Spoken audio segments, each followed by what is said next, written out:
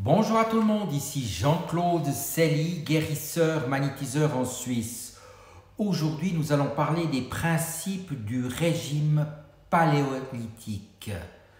Mais tout d'abord, êtes-vous bien abonné à ma chaîne YouTube car cela vous permet de recevoir d'excellentes énergies. Merci aussi de liker et de partager ma vidéo et sous cette dernière, vous trouverez des liens utiles comme mon site internet ainsi qu'un numéro de téléphone pour me contacter. Sans plus tarder, nous allons parler des principes du régime paléolithique.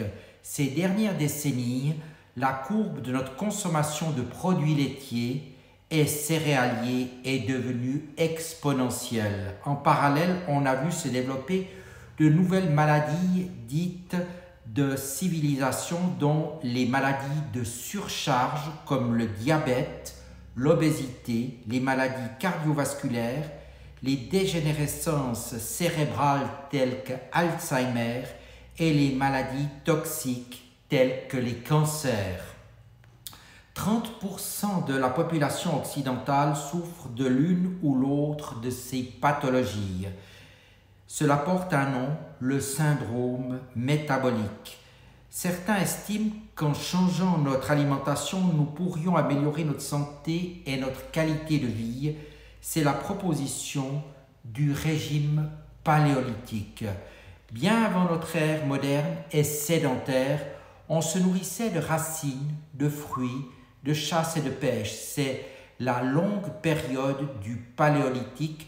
Puis au début du néolithique, il y a environ 10 000 ans, le régime alimentaire de nos ancêtres a subitement changé. Avec le début de l'élevage, on a intégré les céréales et commencé à se nourrir du lait des animaux. On peut imaginer que les conditions de vie se sont améliorées et qu'elles soient devenues plus confortables. Ceux qui nous ont précédés dans cet autre temps se sont mis à grandir et à grossir un peu, mais ces deux changements alimentaires sont survenus en même temps. On notera que chaque lait est naturellement adapté aux besoins du petit de son espèce et que d'une façon naturelle, une fois sevré, il n'est plus censé boire du lait. La composition du lait maternel humain est donc très différente du lait de vache ou de celui des autres animaux. Le lait de vache, par exemple, contient un puissant facteur de croissance, l'insuline-like growth factor 1, permettant au petit veau de doubler son poids en 6 semaines. Comparativement, il faudra 6 mois au bébé humain pour arriver au même exploit.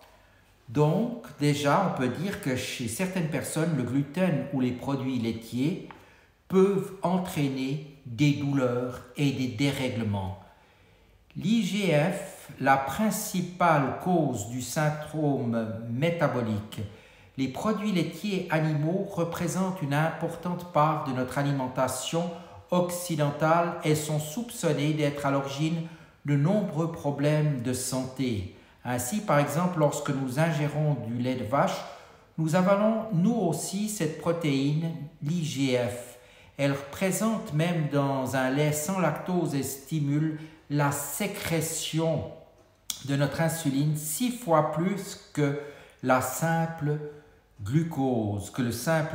Cette pseudo-insuline va donc permettre au corps de stocker des graisses progressivement et c'est d'ailleurs l'une des raisons retenues expliquant en partie la prise de poids lors du vieillissement. L'embonpoint et l'obésité qui en résultent seront le résultat d'un syndrome métabolique à l'origine d'un possible futur diabétique ou de problèmes cardiovasculaires.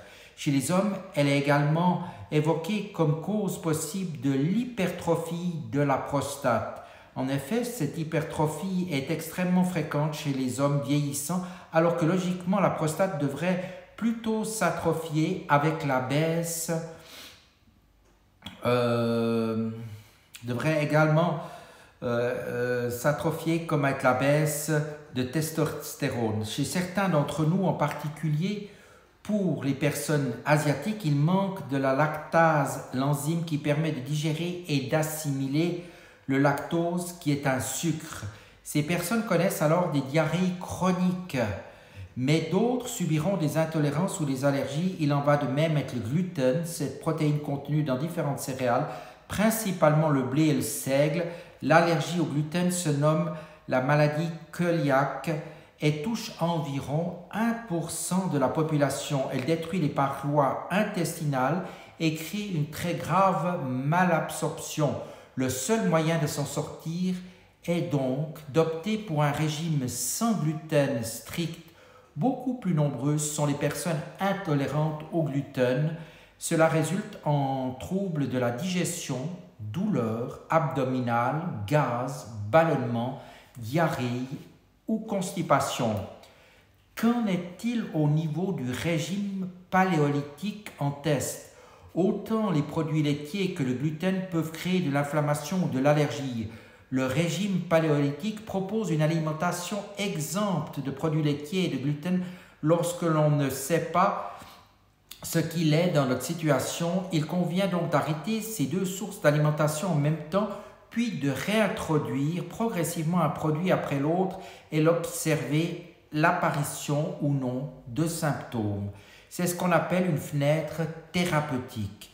Il est tout à fait inutile de diminuer un peu les produits incriminés. Le mal persiste car il s'agit surtout dans le cas de l'allergie de la loi du tout ou du rien. Il vaut mieux prendre le temps de réfléchir pour trouver le bon timing pour faire ce test complètement afin d'en tirer les informations nécessaires. Il faut compter un minimum de 3 mois sans aucun lait ni gluten. Une fois la santé retrouvée, on pourra tenter de réintroduire successivement et progressivement, mais si l'on a effectivement mis en évidence des produits irritants ou toxiques pour nous, on ne pourra plus dorénavant manger de tout comme avant. Ce n'est pas grave, il y a bien des choses que nous pouvons quand même manger. Il faut donc changer de paradigme. On ne fait pas un régime, mais on change de régime. Qu'en est-il maintenant au niveau de l'intolérance et allergie? Quelle est la différence? Dans l'intolérance, la symptomatologie est due à une inflammation locale, alors que dans l'allergie, il s'agit d'un processus immunitaire généralisé. L'intolérance au lait est due au lactose qui est un sucre, alors que l'allergie est due à la protéine, la caséine, qui déclenche une réaction antigène anticorps. Cette réaction immunitaire se manifeste par des réactions allergiques chroniques comme des eczémas, de l'urticaire ou des troubles respiratoires. Il peut aussi arriver ou parfois survenir un choc anaphylactique, réaction allergique immédiate, grave et généralisée, potentiellement mortelle. Dans le cas du gluten, qui est une protéine, il y a également ces deux distinctions. L'intolérance qui est due à une réaction inflammatoire locale se manifestant par divers troubles digestifs désagréables mais pas graves. Toutefois, dans l'allergie au gluten, il s'agit du déclenchement d'une maladie auto-immune qui détruit complètement la muqueuse intestinale et résulte en une très grave malabsorption. Voilà ce que je pouvais déjà vous dire au niveau de ces régimes que nous pourrions faire suivant les cas. Pensez-y, testez et vous verrez, les résultats sont surprenants.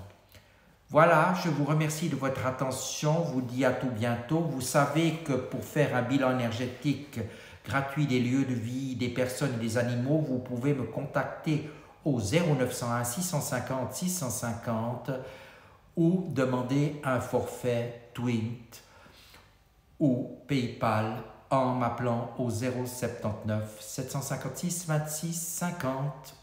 Merci d'avance et à tout bientôt.